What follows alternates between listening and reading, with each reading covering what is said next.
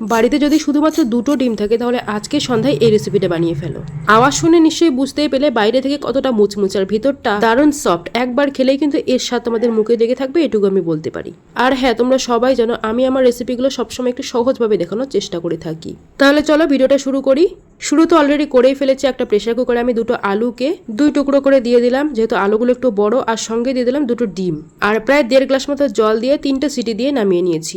এবার একটা ফ্রাইং প্যানে সর্ষের তেল গরম করে তার মধ্যে 1/2 চামচ মতো গোটা জিরে ফোড়ন দিলাম, আর দিয়ে দিলাম একটা মিডিয়াম সাইজের পেঁয়াজ কুচি। এবারে পেঁয়াজটাকে 1 থেকে 1.5 মিনিট মতো ভেজে নেব। পেঁয়াজটাকে কিন্তু খুব বেশি লাল করে ভাজতে হবে না, একটু কালার চেঞ্জ হয়ে আসা অব্দি ভেজে নিতে হবে। এবারে দিয়ে দেবো স্বাদ মতো লবণ, হলুদ, লঙ্কা গুঁড়ো, জিরে গুঁড়ো, ধনে গুঁড়ো আর 1/2 চামচ মতো আদা রসুন বাটা। তবে হ্যাঁ, একটা কথা বলে দেই, এখানে জিরে আর ধনে গুঁড়োটা কিন্তু অবশ্যই বাড়িতে ভেজে তারপরে গুঁড়ো করে দিবে, তাহলে টেস্টটা খুব ভালো আসে। মশলা দেওয়ার পরে 2 মিনিট মতো সময় নিয়ে মশলাটাকে আমি কষিয়ে নিলাম। এরপরে সেদ্ধ করে রাখা আলুটা এখানে দিয়ে দিচ্ছি। আলুগুলোকে সেদ্ধ করে খোসা ছাড়িয়ে আমি ম্যাশ করে রেখেছিলাম আগের থেকেই। এবারে মশলার সঙ্গে আলুটাকে 3-4 মিনিট মতো ভেজে নেব। কোনো রকম জল কিন্তু দেবো না, গ্যাসের আঁচটাকে লোতে রেখে আলুটাকে ভেজে নিতে হবে।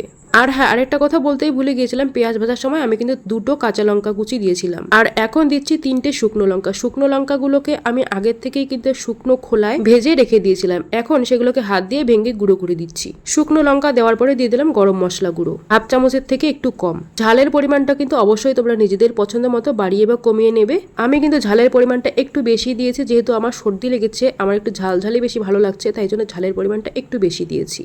তো দেখো, ভাজা শুকনো লঙ্কা আর গরম মশলা গুঁড়ো দেওয়ার পরে আমি আবারও 2 মিনিট মতো আলুটাকে ভেজে নিয়েছি। ভেজে নেওয়ার পরে নামিয়ে নিলাম। এবার একটু ঠান্ডা করে নিয়েছি, হাত দিয়ে নাড়লে যেন নাড়া যায় এমন ঠান্ডা করে নিয়েছি। আর ওই যে আলুর সঙ্গে ডিম সেদ্ধ করে রেখেছিলাম, সেই ডিমগুলোকে খোসা ছাড়িয়ে একটা ডিমকে 2 ভাগ করে নিলাম। এবার আলু মাখা থেকে একটু একটু করে হাতে নিয়ে প্রথমে হাতের সাহায্যে গোল করে নিয়ে তারপরে মাঝখান থেকে চ্যাপটা করে নেব। এবারে ওই যে অর্ধেক করে ডিম কেটে রেখেছিলাম, সেই অর্ধেক করে ডিম এখানে বসিয়ে দেবো, আর এইভাবে ভালো করে মুড়ে নেব। এক কথায় ডিমের গায়ে আলুর একটা জামা পরিয়ে দেব। এইভাবে ঘুরিয়ে ঘুরিয়ে হাত দিয়ে কিন্তু খুব ভালোভাবে সমান করে নিতে হবে, যাতে করে ডিমের একটু বাইরে বের না হয়ে আসে।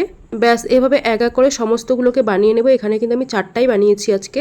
এবারে অন্যদিকে একটা পাত্রে নিয়ে নেব 1/2 চামচ ময়দা আর 1/2 চামচ মতো কর্নফ্লাওয়ার। তার সাথেই মিশিয়ে নেব স্বাদ মতো লবণ আর লঙ্কা গুঁড়ো। এবার অল্প অল্প জল দিয়ে একটা ব্যাটার তৈরি করে নিতে হবে। ব্যাটারটা যেন খুব বেশি পাতলাও না হয়, আবার খুব বেশি ঘনও না হয়। আর এই ব্যাটারটা কিন্তু খুব ভালোভাবে মেখে নিতে হবে, যাতে করে একটাও ময়দার দানা না থাকে। এবারে আগের থেকে ডিমের ডেভিলগুলো যে বানিয়ে রেখেছিলাম, সেগুলোকে প্রথমে ময়দার গোলার মধ্যে খুব ভালোভাবে একটা কোট করে নেব। এরপরে ব্রেড ক্রাম্স দিয়ে আর একটা কোট করে নেব। ঠিক একইভাবে সবগুলোকে রেডি করে নেব। এরপরে যদি হাতে সময় থাকে তাহলে 15 মিনিটের জন্য এগুলোকে ডিপ ফ্রিজে রেখে দেবে, আর যদি হাতে সময় না থাকে তাহলে সঙ্গে সঙ্গে ভেজে নিলেও চলবে। তবে ফ্রিজে রেখে দিলে খুব ভালো সেট হয়ে যায়, এরপরে ভাজতে কিন্তু সুবিধা হয়। এবার আর কি তেল গরম করে সবগুলোকে উল্টে পাল্টে লাল করে ভেজে নেব। ভেজে নিলেই খুব সহজে তৈরি হয়ে গেল আমাদের ডিমের ডেভিল। আর এটা ভাজার পরে বাইরে থেকে কিন্তু খুবই ক্রিস্পি হয়েছে, আর ভিতর থেকে খুব সুন্দর নরম। বাচ্চা থেকে বড় সবাই খুব সহজে খেতে পারবে, তবে ঝালটা কিন্তু অবশ্যই নিজেদের পছন্দের মতো ব্যবহার করতে হবে। তো যাই হোক, বিকেলে যদি কিছু মুখরোচক খাওয়ার ইচ্ছে করে তাহলে এই ডিমের ডেভিলটাই কিন্তু বেস্ট অপশন। ভিডিও কেমন লাগলো কমেন্টে অবশ্যই জানাবে। যদি ভালো লাগে তাহলে লাইক, কমেন্ট, শেয়ার করে দিয়ে আমার পেজটিকে ফলো করে দেবে। আর ইউটিউব চ্যানেল থেকে দেখলে চ্যানেলটিকে সাবস্ক্রাইব করে দেবে। সবাই ভালো থেকো, টাটা।